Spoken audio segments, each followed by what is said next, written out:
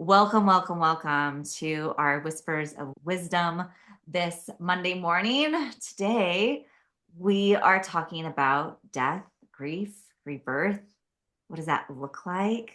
Our experiences and how to live life to its fullest, like in the messages from that. So I'm joined today with Shantel Ochoa, who has been on her journey of grief. And I feel like this is definitely one of your greatest life lessons wisdom that you hold. And I just recognize that we all have our own life lessons that really keep showing up. And this is this is um this is something that really is true for you. And so I really want to honor your voice, your history, your her story, and Hmm. thank you for all of the wisdom that you bring to this space. For those of you who don't know my story, 12 years ago, I lost my 16-year-old in an accident, and it definitely was a dark night of the soul, soul death, all the things that comes with losing a child. And at the time, I didn't have all of the experience and knowledge that I do now. Even though I've already been exposed, I knew death. My dad died when I was 4, so I always had that, but when I went through it with him, it just was a different level. And so one of the biggest things that I received from that was a huge download on how we can cycle through our chakras and come out empowered through our grief, and it being an initiation. It's a rite of passage. It is something that we contract before even coming into this life, when you get into um, soul agreements and all of that. And so that has been my journey. And I facilitate grief groups now and have great success with the people that come in, and they have major transformation because it's not a traditional grief group of we're going to sit in our grief and stay in our grief. There's actual goal setting and moving through that energetically, as well as understanding the cycle of life and death and stuff. Um, and now that's an online platform that I have started here with you. Um, but a big thing is that recently, one of my best friends, and he just lost his 17-year-old. And so 2 weeks ago, I had to travel to his place and go help him with his the funeral arrangements and everything. And it was really just an interesting experience to go back to the town in which I lost my son, to a best friend that was with me through the exact moments of losing mine, and now going to support him through his. The mirror effect of that was so crazy. But then as I was driving up there and I'm going through all the processes, and I realized the healing that I have done through my grief allowed me to be able to sit and hold space for him and to support him because I could. And it wasn't triggering me in mine. Was there moments of thought about my son? Absolutely. But I was able to show up because I've done so much work with it, Yeah. and it just was such a powerful week, and such a powerful, like when I was driving home, being able to sit and be like, wow, I'm really proud of me that I was able to do that, Yeah. and to see it from the bigger picture, and to bring those teachings to him. And he is nowhere near ready to hear how you can cycle through and all of that, of course. But he was open to it, very open to it, because I get to be that testimony to grieving in a conscious way. And he gets to see me, and now I get to be that inspiration of, if you can, I can. Yeah. Yeah. Wow. What a weekend. That sounds Yeah, it really was. like And of course, we're still, yeah. in it, right? It's not, I feel like that's part of the grief process is like an event happens, the death occurs, and the timeline, it can just be different for everyone. Even in the funeral arrangements themselves, some people have a really hard time taking those steps to to have the memorial. I know when my grandfather died, it was like everyone was like, we're not doing anything for 9 months. I was like, you gotta be kidding me. Like, people need a process. Wow, yeah, 9 months is a long time. Yeah. And I feel like in my experience, that's very common. And the deaths I've had, it's like someone dies and then we're not going to do anything for a long period of time. And I would rather be one of those people who, like, I want to freaking wake and I just want to wallow in it for a full week and process all the things and with others and be in that community space. Like, that makes so much sense to me. But Yeah, pushing it out months and months and months and months, there's almost this denial of that's so, yeah, and there is. right. And I feel like we are one of the only countries that look at death the way we do. Oh, tell me You know, about like that. in Mexico, it's, you're buried in 24 hours. It's a done deal. If you die in the middle of the night, there's a viewing by the morning and you're done by that afternoon. And I just find that so great. Like for that, I'm like, "Ooh, that's really fast." But at the same time, you're not being stuck in that grief cycle of processing your emotions. You know why that is? Hmm. It's because of the embalming process. Because they don't do it. They don't do it. Yeah. Yeah, and Hmm. for I go to a death and dying conference every year. Like, I love helping people at the portals, and death is a very obvious portal that I'm attracted to support people in. And so I go to these death and dying conferences and I learn about all these different ways of death and dying and grieving in the process. And I was like, for me, it's very much like 24 hours. I do not want to be embalmed. Do not put chemicals in my body. Like, you can compost me, you can put me in a box, don't care. Do not chemicalize this situation. And that makes the process have to go so much faster. Yeah, it does. It does. And that's just cremation. So if you don't have a viewing or if you don't have any of that, like an open casket and everything, and you go straight into the cremation process, yeah, it's real quick. Yeah, But they can hold a body for a long they time. can. They And can. I find that so interesting too, because I'm like, oh no, like you gotta get them in the ground or you gotta cremate them. There's gotta like we don't hold on to that for that long, Wrong. you know? Right. And so it's Um, interesting with different cultures, and it's because of like the technology, the way we process here in the US. And knowing, like, if you were in Africa, like the whole village is wailing and crying, like different cultures, like the Jewish have their culture, like all of these different cultures of how do we grieve and what does that look like? And how do we celebrate and what does that look like? And how we perceive what is the right way to do this. yes, yes. Yeah. And it's a conversation that I think is so important. And it's one that gets brushed under the rug. It's one that people want to ignore. They want to suppress. They want to say, no, but it is absolutely a cycle of life. And when you have the tools to be able to embrace what's coming, because we're all going to experience death to some degree. Not like our personal death, I mean, which we all die, but we won't be here to experience that grief, so it's knowing that someone in our life is going to go and we're going to experience it. So I find that there's always one death that's the one that really it can take you through that dark night of the soul. And I think that there's one that you can never match all other deaths too. I don't know if it's like the first one that you have, or if it's kind of like mine where it was my son. Like that was, I don't know if anyone can match that one, because Yeah, it ripped me apart so much. And once you've walked that walk, you can't revisit that. It's like you've learned that pain, the ripping of apart is just, yeah, it's intense. But now knowing because I have so many things that I can rely on, I can go back to, that is that conscious grieving aspect of it to say, okay, I lost this person, but look at all the things that I can sit with now, and now I can help others. I can sit with my grief. I can honor my emotions. I can honor what my physical body is feeling. Where are my thoughts going? Can I thought catch? And instead of going down into the depths of depression with it, can I allow myself to just feel and think and remember the good things, instead of getting lost in thought and trapped, because we can become very trapped in it.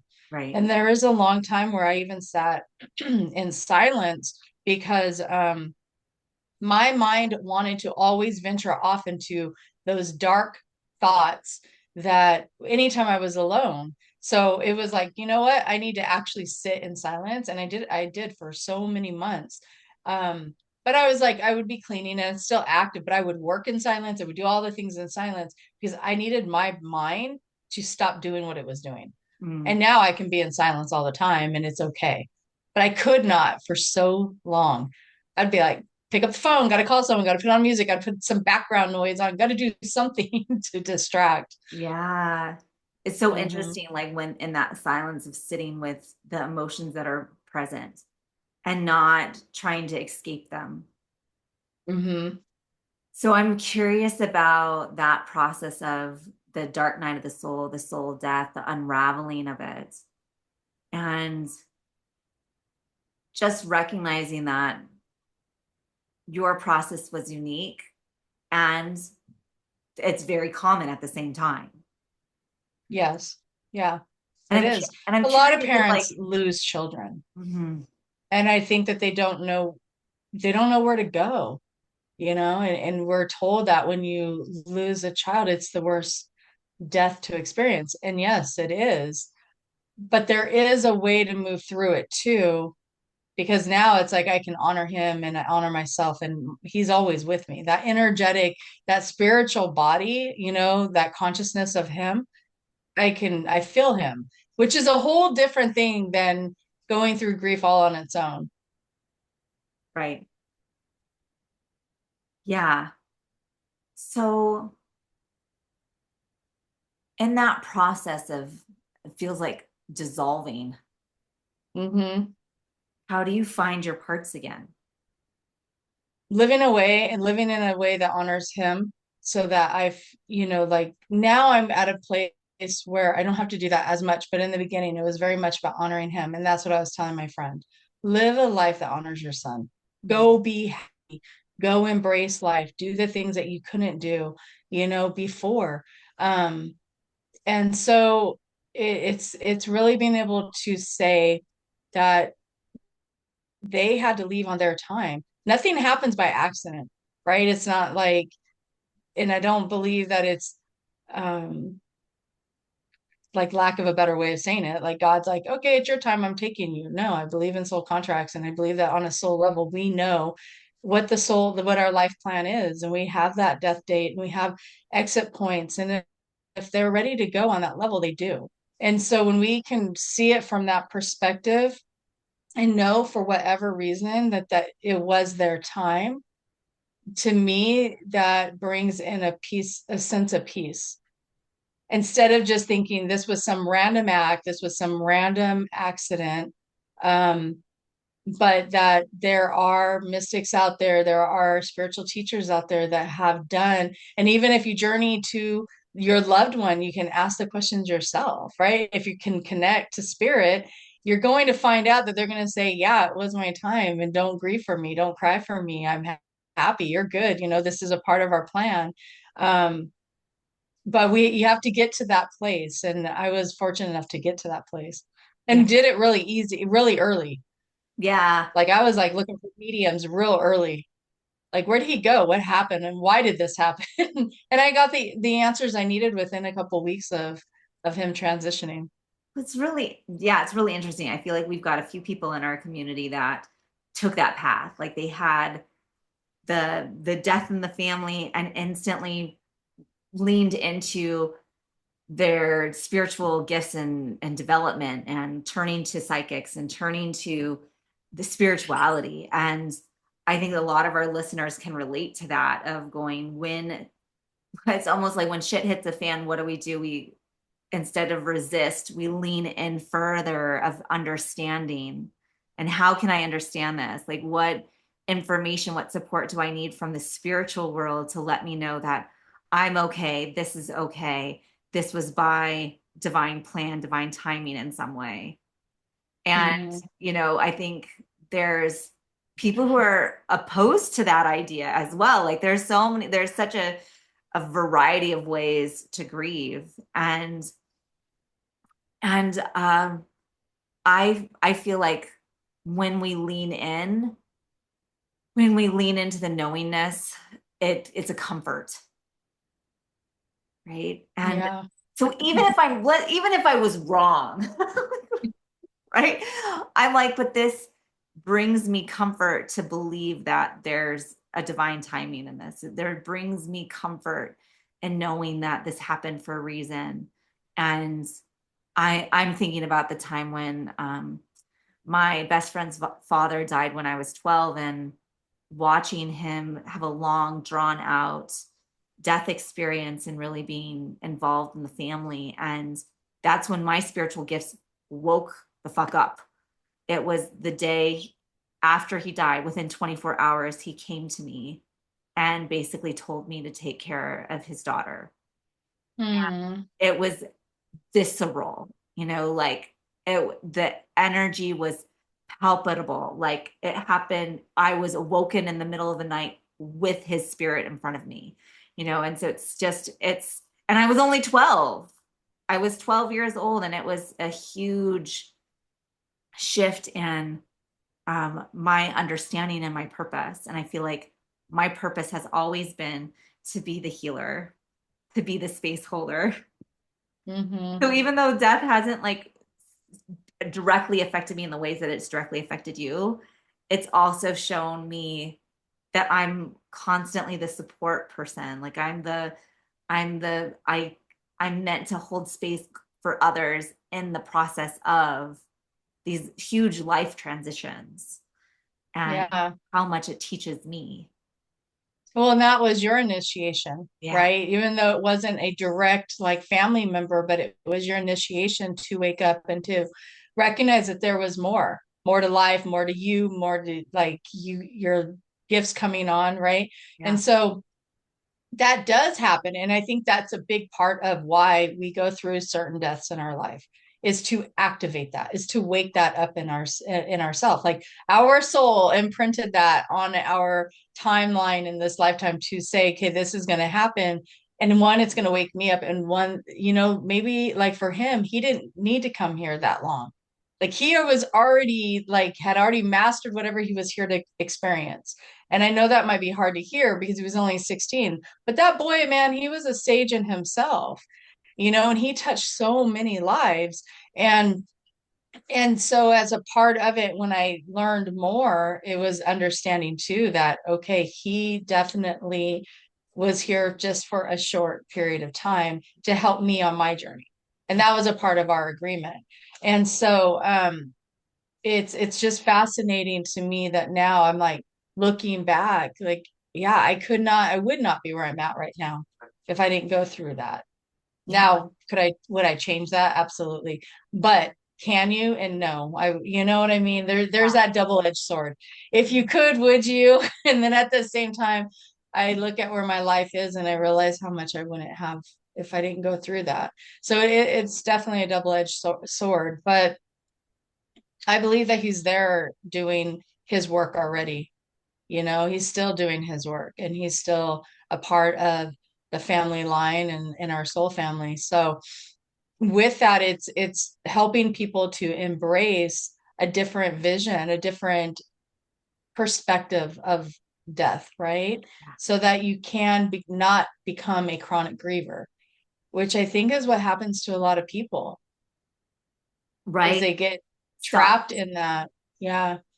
Yeah. And I think that's so true. And I feel like the people who I know who are, it's like they're locked in time.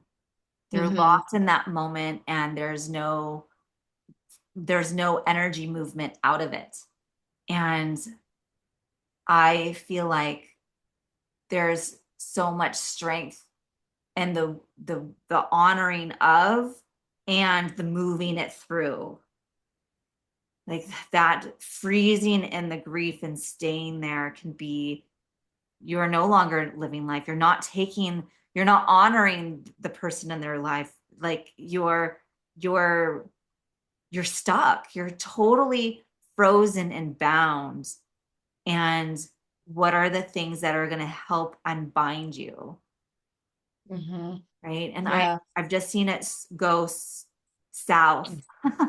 Me like going to like where that chronic grief leads to chronic depression, where that chronic depression leads to, suicide, where that, like, it's because you're no longer living, you died with them. And that can be such a, such a sad thing to witness for the people who are witnessing it. Like, your partner died, your child died, someone in your life significant died, and now you are also dying. You're Mhm. no longer living. And Well, when you move through the grief wheel, there are definite levels, stages, right? And so one of the stages is for us, there comes this point through our grief where we make a choice. Do we continue to walk the grief path, which is deterioration, or do we empower ourselves and shift into the healing process? And that through that grief wheel, which is one of the tools that I use in my grief group, is to understand what that means and what it looks like. You're definitely working with yourself. You're negotiating every day with yourself, and so we have opportunities throughout grief to, one, we're going through an ego death. A lot of times it really is because the mind wants to control the outcome. It wants to have a reason, why did this happen. It wants to have a blame. It wants to push it out. It wants to do something. But when you can see it from a different perspective, you don't have to be trapped in those thoughts of trying to blame and figuring it out and controlling it. You really can be in the flow of the energy and your emotions, like we were talking about earlier. It's so important to be able to say, I am feeling this today. And it is okay if today is the day that I'm just going to be in my PJs and lay in bed all day. That's okay. But then tomorrow, when you get up, make tomorrow be a different kind of day, And if you have to grieve every day, give yourself a time frame. Say, okay, today I'm going to grieve for an hour. I'm going to really feel into all my emotions, all my thoughts, all my everythings.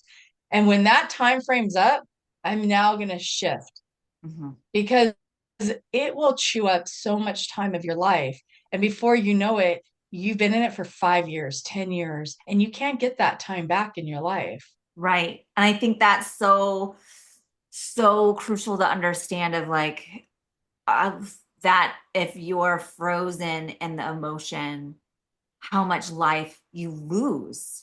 Like, we're losing our life to the grief if you allow it to consume you. And how much of that, if of our life purpose and our vitality and the imprint that we make on others, are lost because of that frozenness in time. That we lose time, we lose our ability to make our mark and do our work and fulfill our purpose.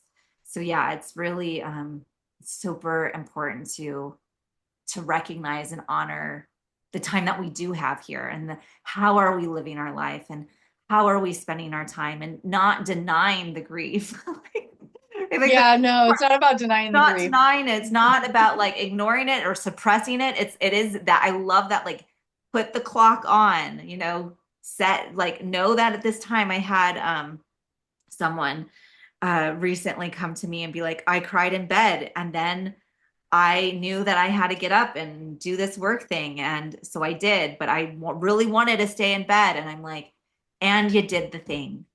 You got up, Yes. you did the thing, you chose to live in this moment and not got totally consumed by it. And just because you had one rough day does not mean that tomorrow is going to be a rough day. It might be. And like, you can give yourself grace, but you can also keep recognizing that one day doesn't mean that that it's always going to be like that. Yeah. Right. Yeah. The thing is that grief is patient, right? It's gonna wait for you. It's gonna be there. So it's like if you cry this morning and then you have to go to work or you have to go whatever you have to do, support your kids, you can grieve again in the afternoon. It's there. It's always there. So it's just allowing yourself to have, like you said, grace for yourself, to be in flow with it, to sit with it when it's really present, and to let it sit off to the side when it is. Like if grief is huge, if it's like this big, enormous like bowl around you, let's just say, and you can contract that for just a little bit so you can breathe, so that you can really focus in on life, so you can go and do the things that you want to do. Because we do, I'm a big believer, like if you're here, you have purpose, whatever that purpose is. But and a lot of times for what it does is people then they go in service to others. They now have an offering. There's something that they're going to go and support. And a lot of times, people will do scholarships in honor of their loved ones. They will go and, do like a grief support group, or they go and just learn how to support others. They show up where they could never have done in the beginning, or they didn't have the capacity before they had that experience. I Mhm. have a friend now that she went through the loss of her parents, and now she's working at a hospice hospital, and that would have never been something she could have done prior to, because she didn't have the death experience, the grief experience. She Mhm. wouldn't have been able to connect with the grieving families if she didn't go through it herself. Right. Right. So Yeah. that's just a great example of how do we use this in service to others and service to ourselves, and is that a part of our plan here on earth? Yeah, for sure. And I feel like in our community, our spiritual space, that often is the case, Hmm. and I think that's why it's like I hate to use this term, but like sometimes we're not the normies. Like sometimes we're our that initiation, that divine calling to be present, to have these traumas is the igniter. It is the catalyst for us to keep moving along our path of how am I to use this wisdom, this experience, this trauma to then go and support others and healing theirs.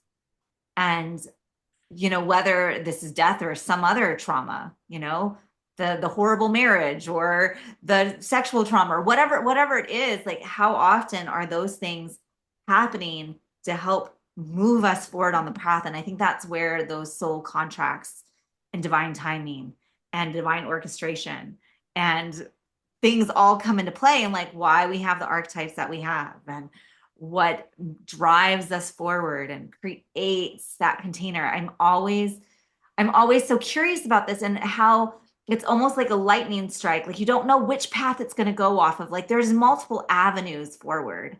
You know, the thought that comes to my mind is my brother was very close to death. He got in a car accident when he was 5, 6 years old, and he was playing. We were playing ball in the yard, and he got hit by a car and lost his foot. And he lost a lot of blood. He almost didn't make it, and he survived. He ended up needing a prosthetic and surgeries and all these things. And now he develops and makes prosthetics, Oh, wow. right? Yes. And it says like That's a very great clear, example of soul contracts. right? But at the same time, my dad was giving him Reiki. He has nothing to do with Reiki. He could have taken a No. different path, right? He could have gone and been an EMT. Like that's where it's like that lightning bolt of like, here's all these avenues of which way your path is going to take you. And there it is. There is what drove him forward. And so even though he was a victim during his childhood, how he helps vets and he helped like veterans, and he helps other people who have accidents. And when parents are freaking out that their child are going through this huge trauma, all he has to do is pull up his pant leg and be like, I've done it, I've been there, and invoke that empathy, right? Like I just Yes. find this world so rich in these types of stories, and it's to me like it's undeniable. It's undeniable. That I is that can't. is a great example of it right there, because exactly, if he did not go through it, he would not have the empathy. He wouldn't be able to connect with those parents, and with the other his other Patient. clients or Yeah, patients or whatever, that to have that experience and to say, no, I've been there, I've done it, and you too can move through this. right. And so we see the traumas in the beginning as being the most like profound loss, and I'm not just talking death. I mean, let's break it down even to layers of grief, right? So that we can be grieving on so many different layers. And so even in my grief group, I don't just focus on for loss, I focus on identity loss and opportunity loss, relationship loss, divorce, all of it, because those are all layers of grief. And there are so many people that are grieving that don't even know they're grieving. And that is such a big question. Like, when I work with people and I'm like, have you thought that maybe you are in grief over whatever they're there for, And when they hear that, it takes them a minute, like, no. Initially, they're always like, no. And then give them a moment. They go, well, Yes. maybe I am. I am. And I'm like, yeah, you are. So let's work with that. Let's work with that. Let's focus on our grief and our emotions and what did we lose, and let ourselves feel that for a minute. Yeah. Really sit in the loss of whatever that is, and then we can start to transmute that and transform it, and Right. bring it into, make it a powerhouse on some level, even if it's just to say I can release that expectation, that thought, that whatever. It really helps people. Yeah. Yeah, and I love this recognition too that the grief process, yes, it absolutely happens through death. And the way like my parents had to grieve their son, my brother, who got in this accident of what they thought his story was going to be. Yeah. The all-star player, the kid that would be, excel through his body, right? Like, or just the amount of time it took with all of the different surgeries and healthcare issues and, you know, for me to not have the brother that I could just play with. Like we had to play in a different way for a long time. And, it's so dynamic and complex of an issue. Mhm. And I think that this is such a human, valid emotion that even if, I mean, you would have to literally live in a hole to not experience grief. Yeah, pretty much. Right? It's Yeah. everywhere. It's all around us. Like I today woke up and heard that one of our high school students died in town from suicide. And like it's so Mm. present everywhere. Death is happening everywhere. And to recognize like it's yes, it's a part of life. People grow old and they transition. And that's not always the story. Yeah, it's not. And the transition is that we just transform to a different energy, right? And that's the thing, is we don't die. Our physical self dies, but our conscious, our spirit, it continues. It's infinite. Yeah. It's infinite. And so when I talk to grievers and they go, well, I miss them. I want them here physically. Of course we do, because we are in the physical.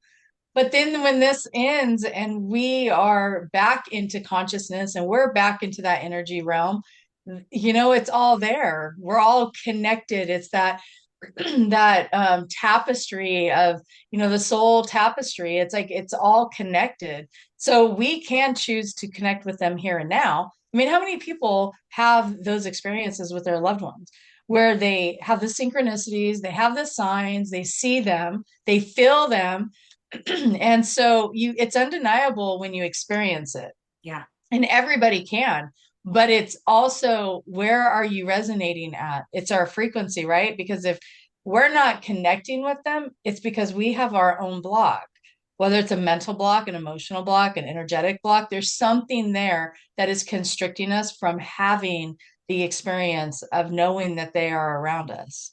Yeah. Yeah, it's almost like part of that suppression and denial of the Hmm. experience it's a turning off, it's a restriction, a contraction of your abilities, right? Yeah. Or that we are Hmm. turning away and not trying to look at it and repress and I don't want to do that. And I just, like that whole denial piece of grief, then it's like, well, you're also denying the connection that's still present. Yeah. Yeah. And what messages are they trying to give you? Right. And Right? right, and then the messages they're trying to give you. Oh my God. That's it, Yes, right? Like they don't it want to hear is. it. They don't want to hear that they're fine. You're right. And people get so mad about that too. Like, well, why are they fine? Well, because they're not the ones attached to the emotions and the experience. They don't have that. So it's us here in this physical world, this physical experience where we are moving through all of the layers of emotions. And spirit just doesn't have that. God, that gave me the They're giggles. not over there grieving us. They're like, do you got this. This is your life. And a lot of times they're on the other side helping us. So, it's just tuning into that. But it's very fascinating. When you can get to this end of it. Of course, when you're in it and it's the initial reaction, no, you're not going to be, you're not going to feel like that. So just have the grace for yourself, really, hone in on what you're feeling and what you need, and it's okay. Grieve as you need to grieve. There's no pressure to say you need to walk through grief in a certain way. Not in the Right. beginning, Right. and if you want those tools because you are going through that right now or in the beginning of a loss, then yes, there are tools for that. There's ways of moving through grief from day one. However, there's no pressure on that. And Yeah. that's what I was explaining to my friend, because he's just like, I can't even think about where, like I can't even think of myself being there. And I said, well, you don't need to. Right. You're not meant to right now. You're broken, you're hurting, you're sad, you lost your son. So be there, be in that moment, because there's so much in that as well. And then I said, but as time goes on, know that you can. Yeah. And it was a powerful conversation for him to be able to receive. And then to say, how did that happen to both of us? Right. Right. I Yeah. feel like that's still that mirroring. Hmm. There's something there. There's so much richness. There's something in that. Yeah. Um, like to me, that's what feels like soul contract. There's something happening here. Yes. It's too similar to not have something going on. Yeah. Right? Yeah. And we do have that. And so being open to it and understanding that there is, it's the, like I said, it's the mind that likes to trip us up. But when we process through that and we live in our heart tells us different. Yeah. Our Yeah. intuition tells us different. Yeah. So I know that we've got a few things that are really supportive of this process. I know we have our Conscious Grievers group, but we also have Soul Contracts and Archetypes masterclass coming up right around the corner. And I feel like we should take a moment and let our listeners know about these opportunities to heal right where they're at, whether that is I'm in the grief, I'm in the grieving process, I need a conscious grievers group that's beyond a support group, or I've been through it, I understand how it's impacted me, and I want to put more of the pieces together, and I want to Mm, understand my soul contract, and I want to know why it's going the way it's going, and I want to understand the archetypes and why I chose to come in this way, and what my life purpose is, and all of those yummy juicy pieces, because you're starting that soul contracts and archetypes class. we will be starts here in March. And it is about putting those pieces together. So with the first part of it, the soul contracts, is you're mapping out your own soul contracts, and I will show you how to do that. And it's through a lot of support and meditations and looking at your own life. And then we move right into the four primary archetypes of the victim and the prostitute, the saboteur, and the child. And when you can see yourself from that perspective of what are the archetypes, what is my will, how does this show up in my personality and how I live life, it literally puts all those pieces together. Mhm. And so that's a huge way of being able to shift from being a griever into a conscious griever, and knowing we can put all the pieces together, as well as through the veil conscious grief, it is more of a coaching grief support group. Mhm. So you are being coached through your grief versus just coming and sitting with it. And so you are being witnessed, you are being seen, but there's going to be tools that you're going to receive. You're going to learn how to work with grief in a different way. There's exercises, there's healing, there's Reiki, there's so much that is being offered in that. And that's the second and the fourth Tuesday or Monday, yeah, Tuesday of Tuesday. every month. Mm-hmm.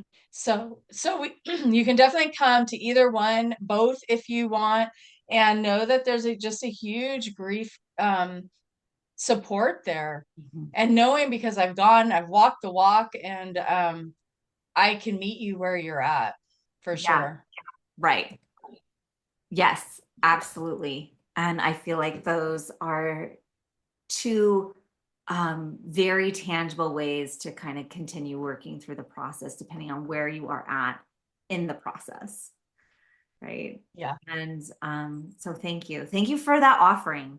I can't express enough how valuable your background and your experience and the way you have crafted these offerings are, and just recognizing how many of our students have gone through the process with you and how much they have benefited because of where you are at, where your experience has been, and to really relieve people of the pressure that it has to be a certain way and that it has to go through a certain cycle, and that it can be a sitting in, and also how do we move to the next, how do we keep going so we don't get in the stuckness. Yeah. Yeah. I know in the grief group too is that we will be moving through the cycles of the chakras. So you're energetically shifting that grief through you. Mhm. So it's not, we're just gonna, like I said, sit with it. We are going to move it. We're going to shift it. We're going to move it. We're going to love it and heal it and see it from through the lens of our energetic centers. Yes, yes, yes, yes, yes, yes. Yeah. And it's the fourth Thursday of the month this week. So we have Mhm. our sacred conversations happening in our Mystic Moon Collective group as well. Like we've had Yeah, on so many good Thursday. yummy things. Yeah, Thursday. So that's just an open conversation. Come to the table with whatever questions you have, and we're just gonna have an open conversation, open mic with that, which Yeah. I love. I'm excited for Thursday. Yeah. It's going to be sweet. Yeah, Well, the no, collective is a good thing that we've really brought forward. There is a lot to it. absolutely. And I believe that it will keep growing because of the different offerings of intuitive development and support that you get out of that space as well. So if you're like, oh my goodness, there's so many cool offerings happening at Moon Rising, it's because yes, there is. And we'd love to jump on a call with you to help you figure out which is the right fit for you. So know that you can message us on Facebook, you can send us an email, whatever that feels like the best way to connect, and we can jump on a call and help you figure out where's the right space and place for you. So we'd love, love, love to have you in the classroom setting, in the container, the sacred container of holding space for where you're at. So thank you all for listening, for participating, for showing up. Like it means so much to the almost, like I want to say, to the collective consciousness. It does. Yes. And we need to say that. Yeah, because what we're doing is absolutely lifting the collective consciousness. So even as listeners, as those who participate, become students, all of it, you are literally lifting the collective consciousness from wherever you're at. Yes. Just bringing in that awareness and being ready to embrace new learnings and teachings and have conversations that you might not be able to have with other people in your life. Yeah. But here you definitely can. Right. Exactly. Exactly. So we're here for it. We're here for the conversation. We're here for the lessons and learnings. We're here for the alchemization. We're here to support. And so thank you, thank you, thank you for all that you do, Chantel. It's amazing. Mhm. You too. Thank you, Christine. Thank you, everyone. Have a beautiful day. All right. We'll see you next time. Bye, everyone.